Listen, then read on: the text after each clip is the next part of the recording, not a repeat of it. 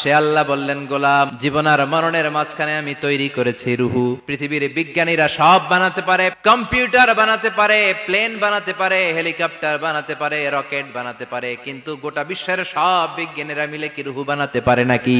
গত বছর সোফিয়া নামে একটা রোবট আসছিল না? ওটা মাথা উঁচু করে নিচু করে কথা বলতে চায়, মানুষের মতো হতে চায়। আসলে কি মানুষ? ওটার মধ্যে কি রুহু আছে? রুহু বানাইতে পারবে কেউ?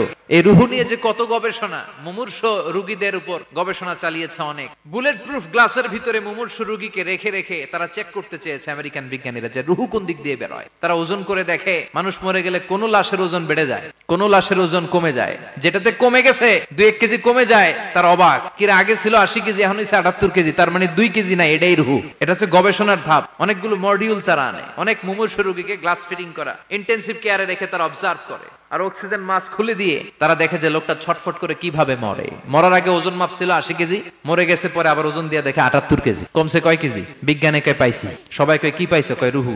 কই পাইলেন? কয় আগে 80 এখন 78, 2 কেজি। তো বিজ্ঞানীদের সিস্টেম হচ্ছে যে কোনো একটা বিষয়ের উপর গবেষণা চালালে তারা পূর্ণাঙ্গ ডিসিশনে পৌঁছতে পারে না। They couldn't jump to the final conclusion just on one module, based on one module. They cannot do it.